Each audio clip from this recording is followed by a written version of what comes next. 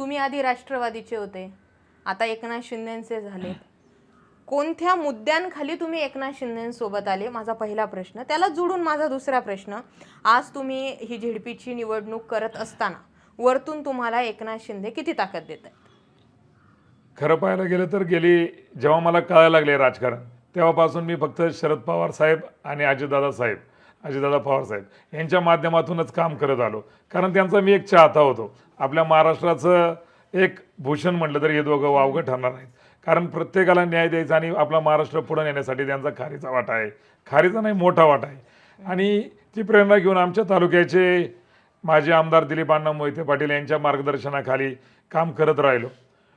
प्रत्येक वेळेस त्यांचे बरोबर राहिलो. कारण त्यांची काम करण्याची पद्धत, प्रत्येक गोष्टीला कुठेही कसा न्याय देता येईल यासाठी धडपडणारं व्यक्तिमत्व म्हणजे आमचे दिलीपांना मोहिते होते.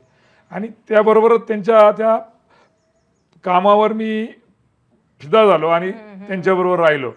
पण आता जेव्हा जिल्हा परिषद निवडणुका होऊ घातल्या, तेव्हा ज्या इच्छुकांच्या मुलाखती, तेव्हा त्या ठिकाणी बाकीच्यांना बोलवून मला डावलण्यात आलं. अण्णा नक्कीच चांगले आहेत, पण अण्णांच्या खाली जी काम करणारी लोक आहेत त्यांनी जाणून बुजून या ठिकाणी मला टाळलं. आणि त्या भावनेतून मग मी तो पक्ष छातीवर दगड ठेवून सोडला.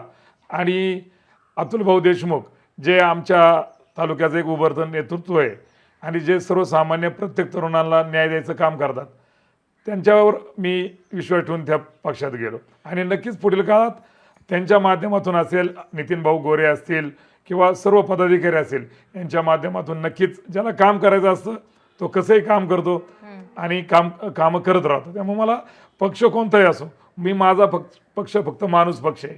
येणाऱ्या प्रत्येक माणसाची आडी अडचण कशी सोडवता येईल त्यासाठी मी प्रयत्न करणार आहे.